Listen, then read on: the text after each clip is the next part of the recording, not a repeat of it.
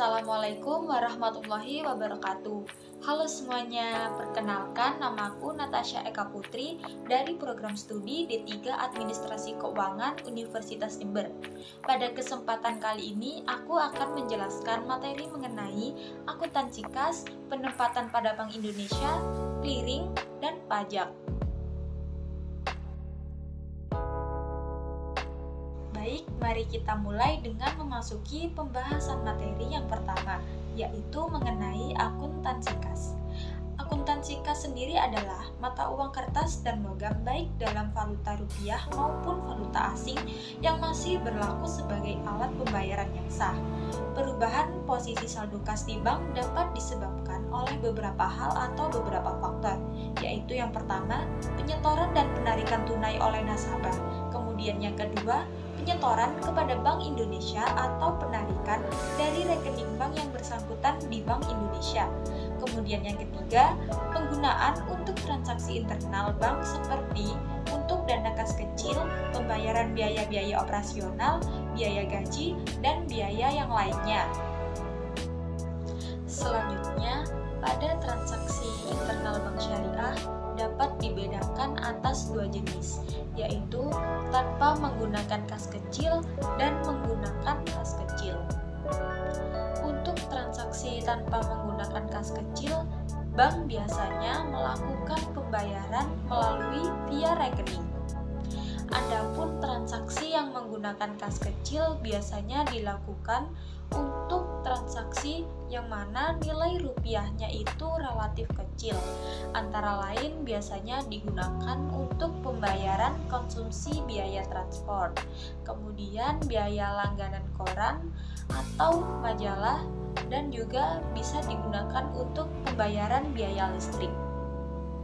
Akuntansi kas kecil pada bank dapat menggunakan sistem dana, yang mana dana ini ada dua, yaitu sistem dana tetap maupun sistem dana berfluktuatif.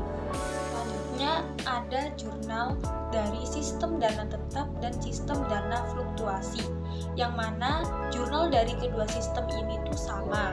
Yang pertama itu pada saat pembentukan dana, yaitu dana kas kecil dicatat di sebelah debit, kemudian kas dicatat di sebelah kredit.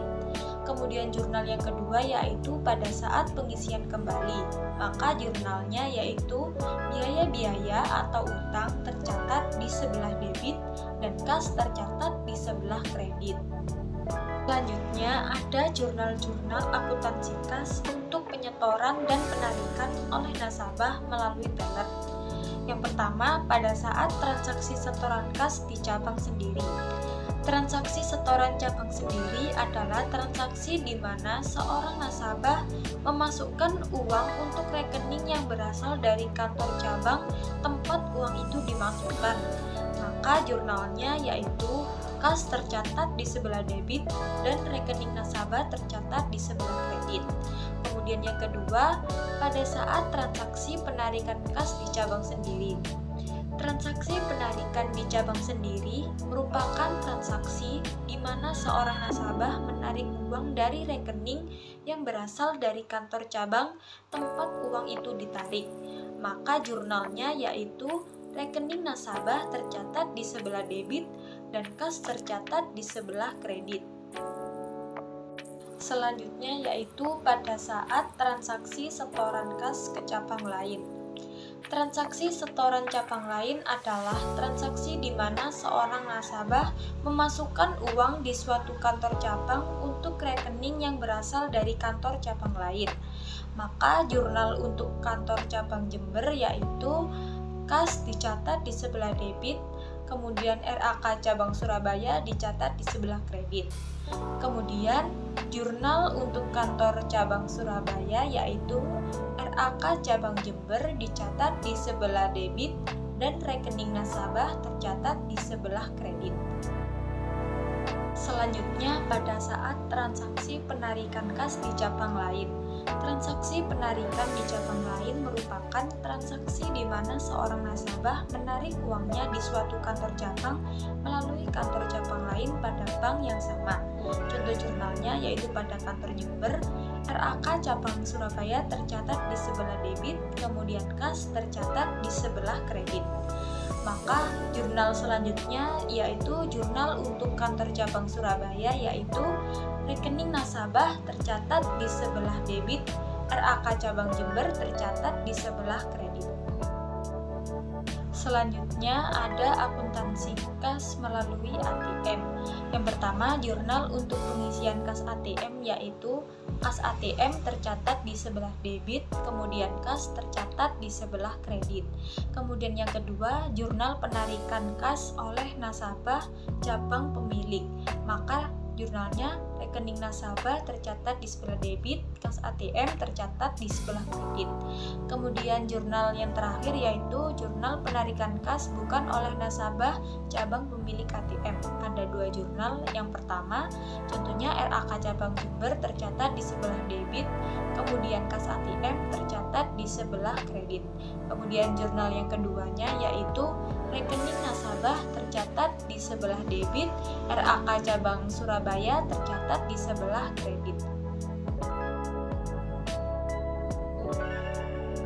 Materi selanjutnya yaitu penempatan pada Bank Indonesia dan clearing. Penempatan pada Bank Indonesia. Penempatan pada Bank Indonesia dapat dilakukan dalam bentuk giro dan sertifikat wadiah Bank Indonesia. Giro Bank Indonesia merupakan rekening giro milik bank komersial dalam valuta asing maupun valuta rupiah di Bank Indonesia. Dengan giro, Bank Indonesia dapat membiayai transaksi antar cabang maupun antar bank melalui penyelesaian clearing. Mutasi giro Bank Indonesia makin sering dilakukan bila transaksi antar bank atau antar cabang makin banyak. Transaksi tersebut dibatasi oleh Bank Indonesia, tidak boleh sampai mengakibatkan ketentuan jumlah giro wajib minimum yang tidak tercapai. Contoh jurnalnya yaitu giro Bank Indonesia tercatat di sebelah debit, kemudian kas tercatat di sebelah kredit, kemudian kas tercatat di sebelah debit, dan giro Bank Indonesia tercatat di sebelah kredit.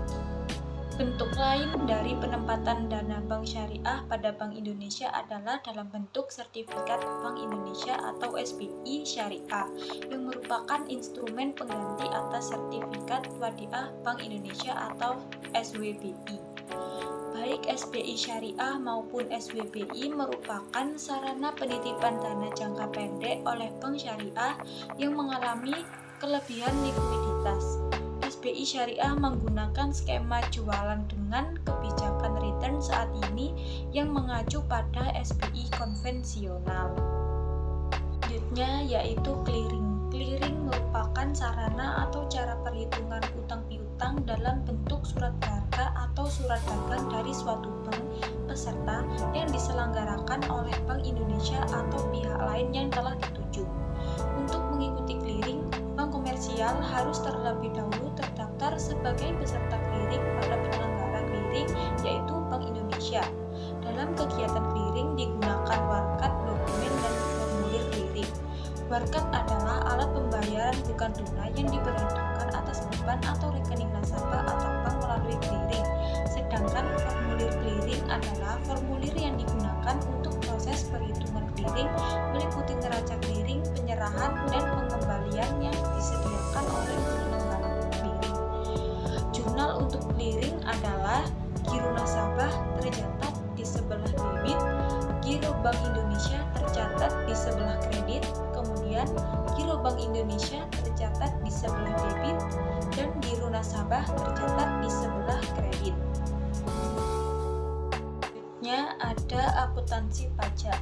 Berikut ini adalah beberapa jenis objek pajak yang terkait dengan aktivitas bank syariah beserta tarif pajak yang dikenakan.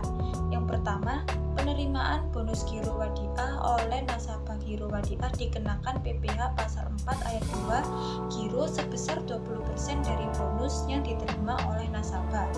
Kemudian yang kedua, Penerimaan bagi hasil oleh nasabah giro mudharabah, tabungan mudharabah, dan deposito mudharabah dikenakan pajak PPh pasal 4 ayat 2. Ketiganya dikenakan tarif pajak sebesar 20% dari bagi hasil atau bonus yang akan diterima. Kemudian yang ketiga, penghasilan yang diterima pegawai bank syariah dikenakan PPh pasal 21 perseorangan dan dikenakan pajak sebesar 10%. Kemudian yang keempat, penghasilan bank syariah yang kena pajak dikenakan PPh pasal 21 badan. Kemudian yang kelima, dividen yang dibayar ke bank syariah kepada pemegang saham dikenakan PPh pasal 2 atas dividen. Pajak yang dipungut oleh bank disimpan terlebih dahulu dalam rekening titipan kas negara dengan subrekening sesuai dengan jenis pajak yang dipungut. Secara berkala, pajak tersebut dibayarkan pada rekening pemerintah di Bank Indonesia. Sekian pemaparan materi dari saya. Wassalamualaikum warahmatullahi wabarakatuh.